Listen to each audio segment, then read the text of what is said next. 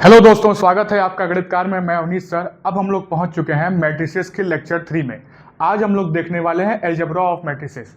तो अगर मैं आपसे ये कहूं कि जैसे देख हम लोग आज पढ़ने वाले हैं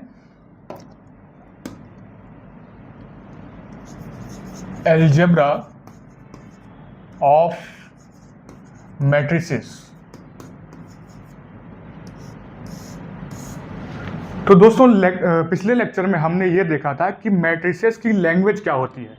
अब अगर मैं आपसे ये कहूँ कि दो मैट्रिसेस को अगर हम ऐड करें तो असल में मैट्रिसेस ऐड हो रही होती हैं या कुछ अलग बात हो रही होती है, वास्तव में कौन ऐड हो रहा होता है। तो जैसे कि मैं आपको एक सिस्टम ऑफ इक्वेशन दूं, जैसे कि 2x + 3y = 50 और मैं आपको दे दूं एक 4x + 5y = 90। ये कोई एक सिस्टम है, तो इसको हम कहते हैं सिस्टम 1। तो इसके जो कोएफिशिएंट ऑफ मैट्रिक्स होगा, जिसको कि हम ए बोल दें, वो क्या बनेगा, देखें 2 3 4 5। ठीक है। अब मैं आपको एक और सिस्टम दूं, जैसे कि x + 3y = 9 और 2x - y = 20। तो अब ये देखें, ये एक और सिस्टम है, इसको हमने कहा सिस्टम 2।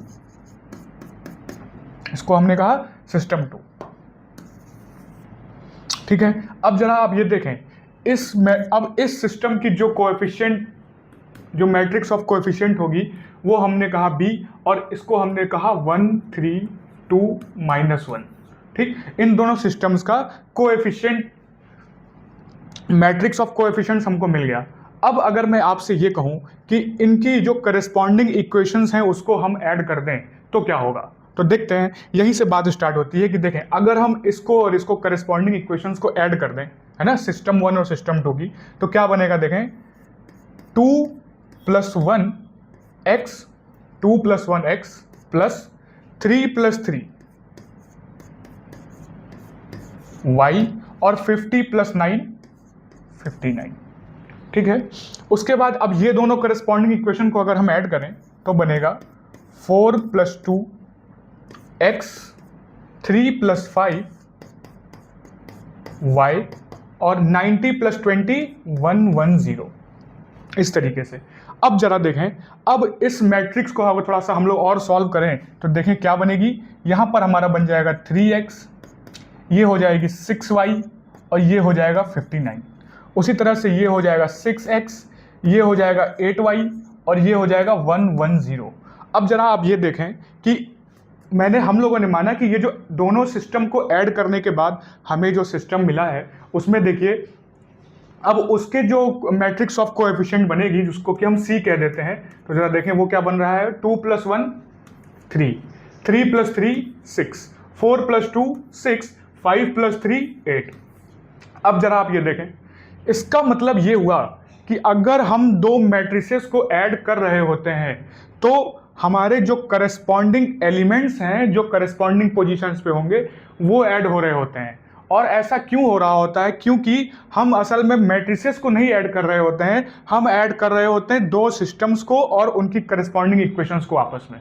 तो इसलिए अब यहां से बात ये बनती है क्या, कि देखिए कि क्या हम कहेंगे, जब हम मैट्रिसेस को ऐड कर रहे हैं, इसका मतलब हम मैट्रिसेस को तो ऐड कर रहे हैं, लेकिन असल में हम दो सिस्टम्स को ऐड कर रहे हैं। तो जब हम दो सिस्टम्स को ऐड कर रहे हैं तो उनके करस्पॉन्डिंग पोजीशंस पर जो कोएफिशिएंट्स थे उनका एडिशन हमें देखने को मिलता है।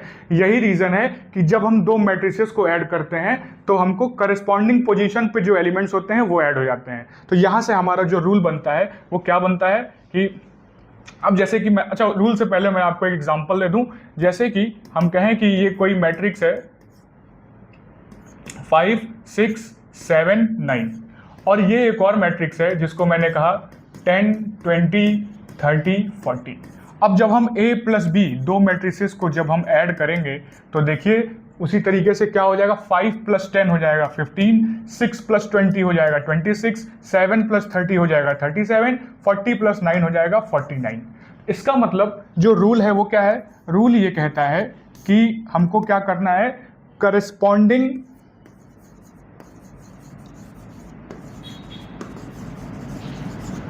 Positions are added, corresponding position पे जो एलिमेंट्स होंगे वो ऐड होंगे। समझ गए बात आप? ठीक। अब इसके बाद एक बात और आती है कि अगर मैं जैसे आपसे ये कहूं कि देखिए इसका दूसरा पार्ट हमने एडिशन समझा, पर एडिशन कब हो रहा है जरा देखें। अगर मैं कहूं 1 2 3 4 और मैं ये कहूं कि 5 6 7, ये दो मैट्रिसेस को हम ऐड करें अगर, तो जरा बताएं क्या हम इन दो मैट्रिसेस को ऐड कर पाएंगे? जरा देखें, नहीं कर पाएंगे। क्यों नहीं कर पाएंगे? देखिए ये जो हमारी इक्वेशन है, ये जो हमारी मैट्रिक्स है, इसका ऑर्डर है 2 क्रॉस 2, और ये जो हमारी मैट्रिक्स है इसका ऑर्डर है 1 क्रॉस 3। एक और लिख दें 5 6 7 8 9 10, 8 9 10, इसका ऑर्डर हमने लिख दिया, ये है 2 क्रॉस 3 का ऑर्डर है इसका। अब जरा एक बात समझें आप, अब जरा आप एक बात समझें कि भाई देखिए 2 क्रॉस 2 है, इसका मतलब इस ये मैट्रिक्स जिस सिस्टम की रही होगी उसमें 2 इक्वेशन है और 2 वेरिएबल है। लेकिन ये मैट्रिक्स जिस सिस्टम की रही होगी उसमें 2 इक्वेशन तो है लेकिन 3 वेरिएबल्स हैं, 3 वेरिएबल्स हैं। तो अब जब अगर हम इसको ऐड करने जाएंगे तो जैसे कि हमारा एलिमेंट 7 है या एलिमेंट 8 है, तो क्या इसके करस्पॉन्डिंग हमको 7 के करस्पॉन्डिंग कोई पोजीशन यहां पर दिखाई दे रही है क्या? नहीं दिखाई दे रही है। 10 के करस्पॉन्डिंग कोई पोजीशन हमें दिखाई दे रही है क्या? नहीं दिखाई दे रही है। इसका मतलब ये हुआ कि अगर ऑर्डर सेम नहीं है तो मैट्रिसेस का एडिशन पॉसिबल नहीं है। तो क्या हमको पता चला कि order should be same, order क्या होना चाहिए? सेम होना चाहिए। इसीलिए देखिए यहां पे जो हम लोगों ने एग्जांपल लिया, देखिए ऑर्डर सेम रखा तब एडिशन पॉसिबल हो पाया, ऑर्डर हमने सेम रखा था तब पॉसिबल हो पाया था एडिशन। इस तरीके से हम ये देख पा रहे हैं कि जब हम एडिशन ऑफ मैट्रिसेस करते हैं तो उसमें हम असल में मैट्रिसेस को नहीं ऐड कर रहे होते हैं, हम कर रहे होते हैं 2 सिस्टम्स को ऐड। और जब हम ऐसा कर रहे होते हैं तो उन सिस्टम्स में करस्पॉन्डिंग वेरिएबल्स के जो करस्पॉन्डिंग कोएफिशिएंट्स होते हैं उनका एडिशन देखने को मिलता है। यही रीज़न है कि जब हम 2 मैट्रिसेस को इस तरीके से ऐड करते हैं तो करस्पॉन्डिंग पोजीशन पे जो एलिमेंट्स होते हैं उनको ही ऐड कर देना होता है। ठीक। और उसी के साथ साथ हमने ये देखा कि 2 मैट्रिसेस का एडिशन तभी पॉसिबल है जब उनका ऑर्डर सेम होगा। क्यों? क्योंकि अगर जैसे कि अगर ऑर्डर से अलग अलग है तो इसका मतलब या तो नंबर ऑफ इक्वेशन अलग रही होंगी या तो नंबर ऑफ वेरिएबल्स अलग रहे होंगे। और जब ऐसा होगा तो जैसे इस वाले के करस्पॉन्डिंग देखिए कोई एलिमेंट हमें नहीं मिल रहा है, इसके करस्पॉन्डिंग हमें कोई एलिमेंट नहीं मिल रहा है, तो हम उस करस्पॉन्डिंग पोजीशन का एलिमेंट दूसरी वाली मैट्रिक्स में नहीं मिलेगा तो ऑब्वियस सी बात है हम उसको ऐड नहीं कर पाएंगे। यही रीजन है कि ऑर्डर भी 2 मैट्रिसेस का सेम होना चाहिए उनके एडिशन को पॉसिबल होने के लिए। ठीक। तो एडिशन कब पॉसिबल होगा? 2 बातें हम लोगों ने देखी। क्या होना चाहिए? सबसे पहली बात, करस्पॉन्डिंग एलिमेंट्स आर एडेड, पहली बात। और दूसरी बात क्या? Order of matrices same. 2 matrix अलग अगर ऐड की जा रही हैं तो उनका ऑर्डर सेम होना चाहिए और उनके करस्पॉन्डिंग एलिमेंट्स ऐड हो जाएंगे। ठीक है। अब हम लोग आते हैं सब्ट्रैक्शन पर, यहीं पर अगले पेज पे करते हैं subtraction of matrices. Subtraction of matrices. अब इसमें क्या है? माना कि कोई एक सिस्टम है जिसकी कोएफिशिएंट मैट्रिक्स है ए और कोई दूसरा सिस्टम है जिसकी कोएफिशिएंट मैट्रिक्स है बी, तो ए सब्ट्रैक्शन बी का क्या मतलब हुआ? इसका मतलब यह हुआ कि सिस्टम ए से सिस्टम बी का जो भी इफेक्ट है उसे हटा देना है, बस इतनी सी बात है। बाकी सब कुछ सेम लॉजिक लगेगा जैसे हम लोगों ने एडिशन में किया था।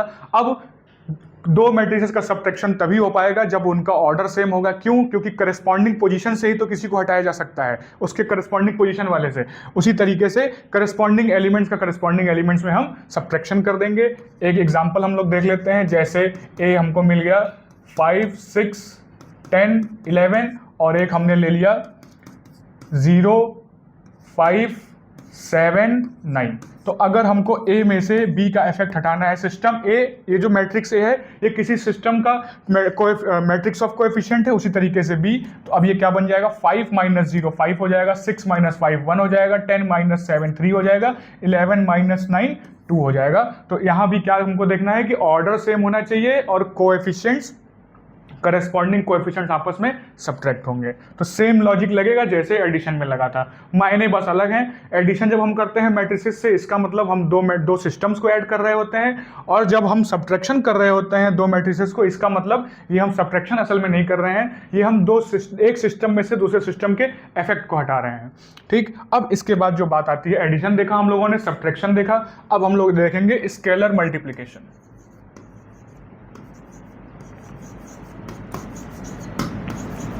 Scalar multiplication.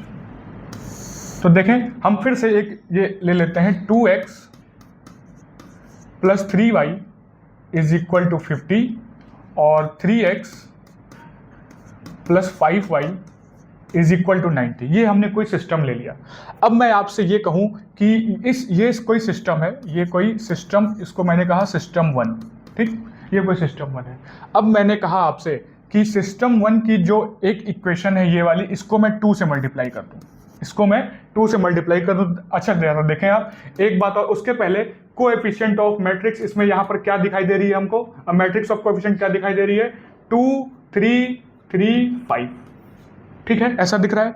अब जरा देखें, अगर मैं कहूं कि हम लोग फर्स्ट इक्वेशन को 2 से मल्टीप्लाई कर दें तो क्या बनेगी, 4x 6y 100, सही है। अब मैं कहूं कि दूसरी वाली को भी हम 2 से मल्टीप्लाई कर दें तो क्या होगा, 6x 10y 180। तो अब देखिए जरा क्या हो रहा है। अब हमने कहा कि ये जो हमको अब सिस्टम मिला, इसके मैट्रिक्स ऑफ कोएफिशिएंट्स क्या बनेगा, जरा देखें, 4 6 6 और 10।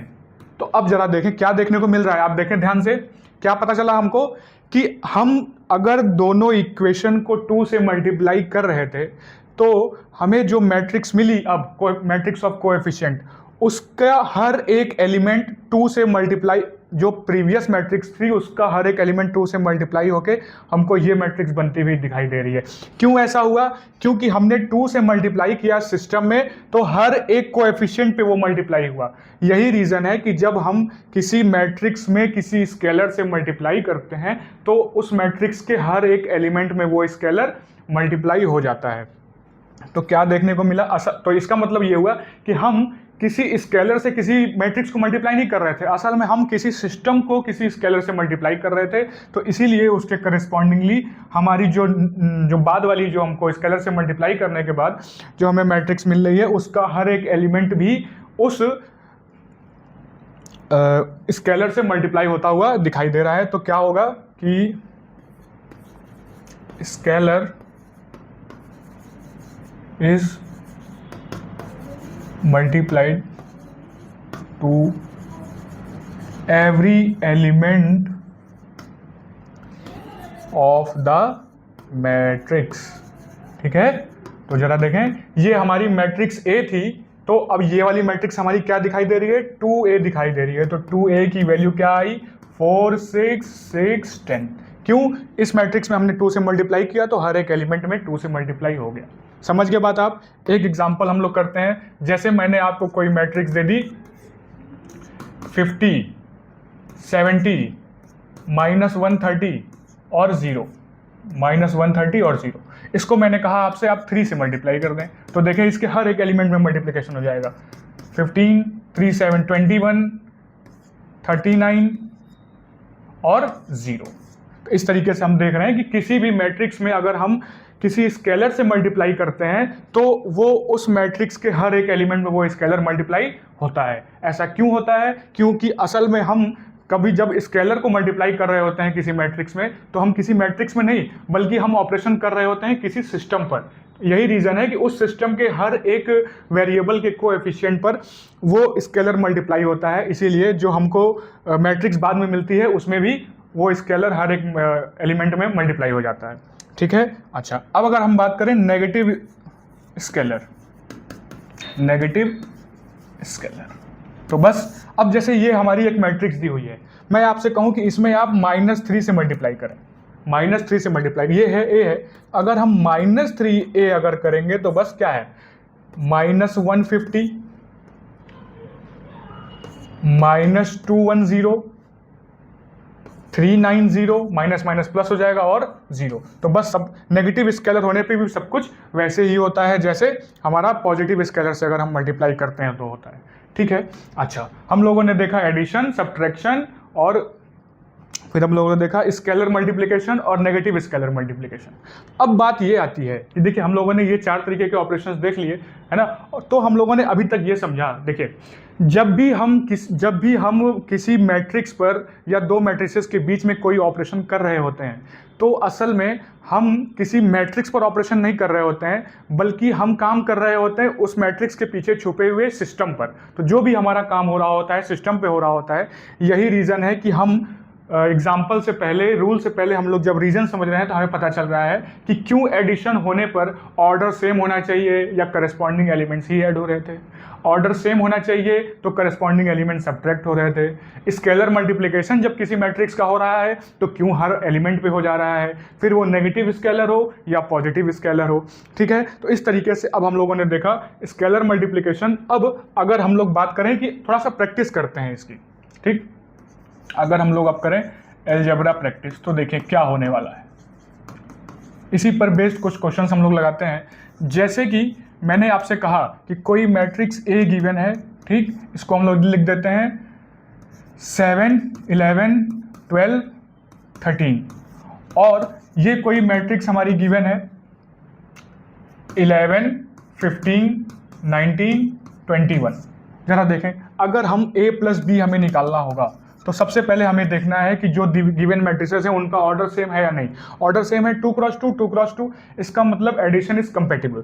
तो अब हमें क्या करना है, करस्पॉन्डिंग एलिमेंट्स को ऐड कर देना है। 7 प्लस 11, 11 प्लस 15, 12 प्लस 19 और 13 प्लस 21। तो हमको जो मैट्रिक्स मिली वो क्या मिली, 7 प्लस 11 बाई 18, 15, 5, 1, 6, 1, 1, 2, 9, 2, 11, 1, 1, 2, 3, 1, 3, 4, 2, 1, 3। इस तरीके से दोनों मैट्रिसेस का एडिशन हो गया। अब अगर इन्हीं को हमें सब्ट्रैक्ट करना हो, हमें a माइनस बी निकालना हो, तब क्या होगा जरा देखते हैं।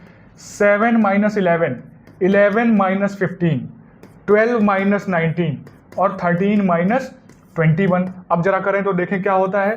देखें 7 minus 11 minus 4, 11 minus 15 minus 4, 12 minus 19 minus 7, 13 minus 21 minus 7। इस तरीके से हमने सब्ट्रैक्शन भी कर दिया। अब और थोड़ा सा काम करते हैं। चलिए मैं कहता हूं कि हमने जो मैट्रिक्स ली, क्या ली गई, ए लिया हमने 7, 11, 12, 13।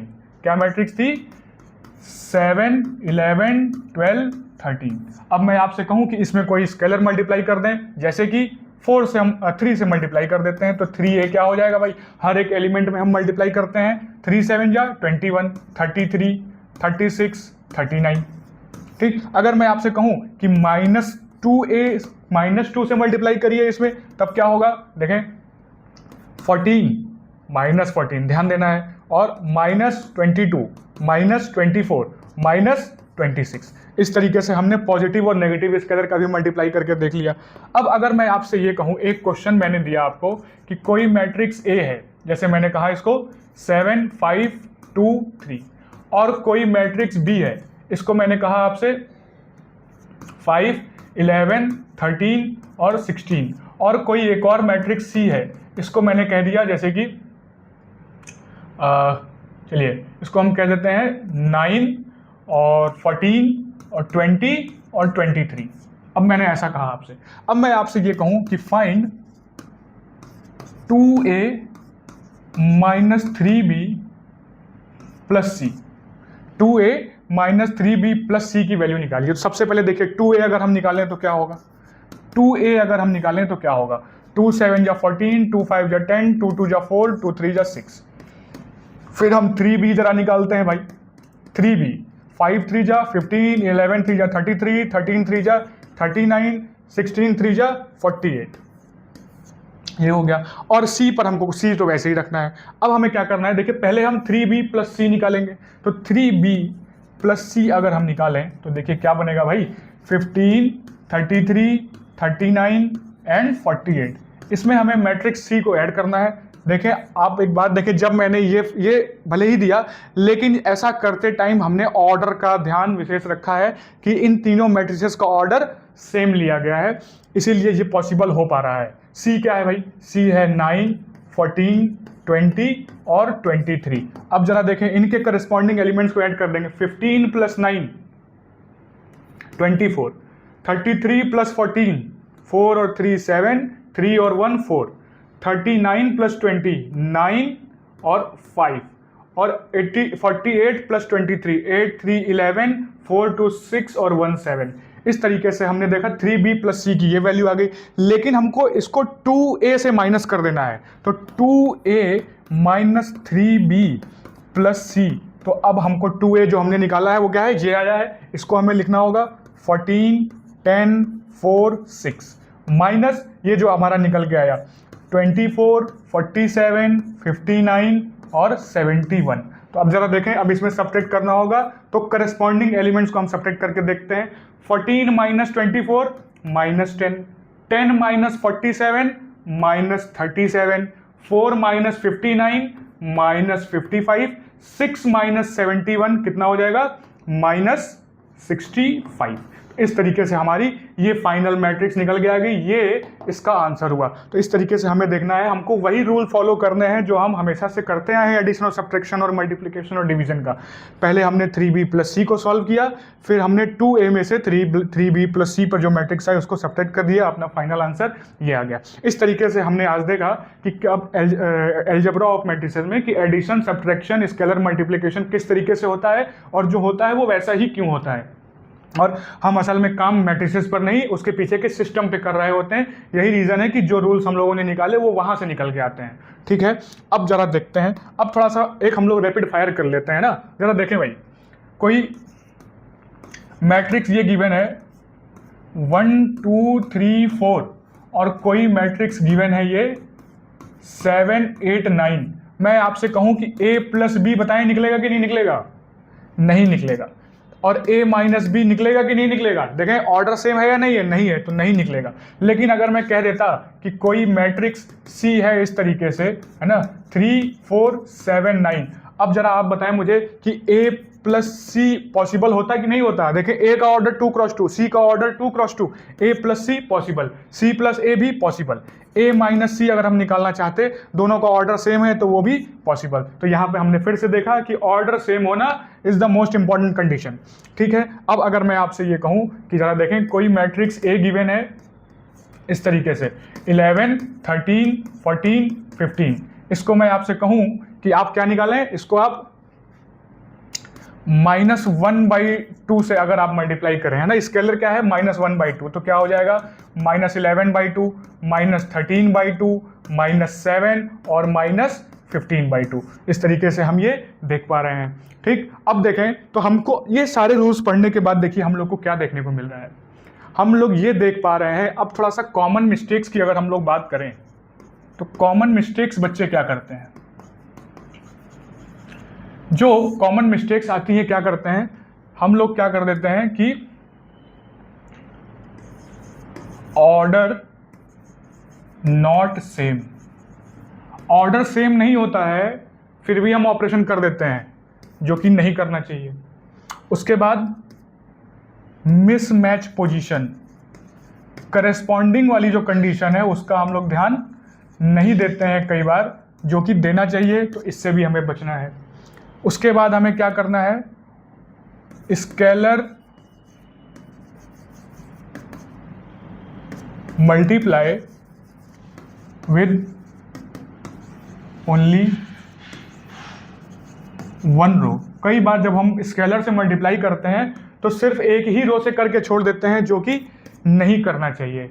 और उसके साथ साथ हम क्या गड़बड़ करते हैं कि जब हम किसी नेगेटिव स्केलर से मल्टीप्लाई कर रहे होते हैं तो साइन की मिस्टेक करते हैं, कि हम स्केलर ले रहे होते हैं लेकिन साइन से मल्टीप्लाई नहीं करते हैं। तो ये 4 टाइप की मिस्टेक जो हमसे होती है उसका हमको ध्यान देना रहेगा। और आप जब एग्जाम में या कहीं भी प्रैक्टिस करें या जब देखें तो आपको इन ध्यान देना है कि ये कॉमन मिस्टेक्स हैं जो कि होती हैं, जिससे आपको बचना है। ठीक है, अच्छा अब थोड़ा सा अगर हम लोग गोल्डन रूल्स के बारे में बात करें तो देखें क्या करना है भाई। क्या गोल्डन रूल्स हैं? पहला क्या? ऑर्डर सेम, ऑर्डर सेम होना चाहिए। दूसरा,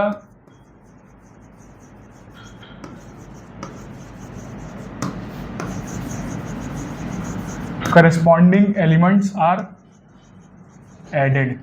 तीसरा,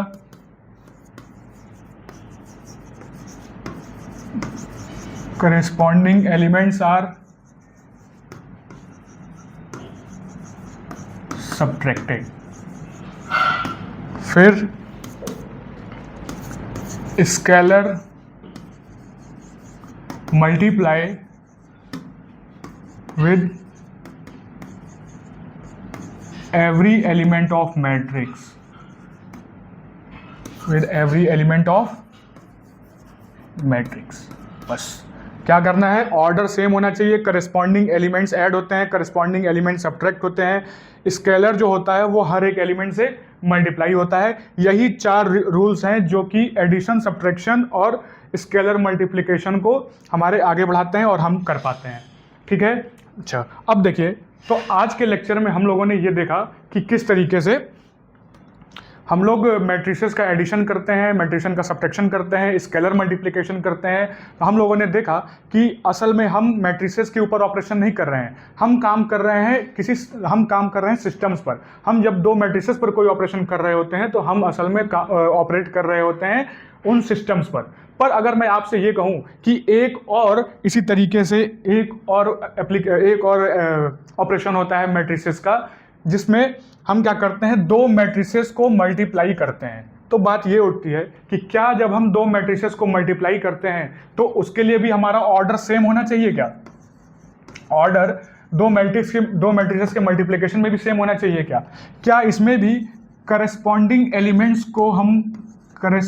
एलिमेंट्स पर ही हम काम करते हैं आपस में, या फिर कुछ और रूल होते हैं? और अगर वो रूल होते हैं तो ऐसा क्यों होता है, बस नेक्स्ट लेक्चर में हम लोग इसी बारे में डिस्कस करने वाले हैं। और multiplication of matrices most important algebraic operation है मैट्रिसेस का, थोड़ा सा उनसे बाकी ऑपरेशन से अलग है पर बहुत ही इंटरेस्टिंग है और इस पर बहुत ही इंटरेस्टिंग क्वेश्चंस बनते हैं। या मैं यूं कहूं कि आगे की ज़्यादातर बात हम लोग मल्टीप्लिकेशन ऑफ मैट्रिसेस के बारे में ही करेंगे।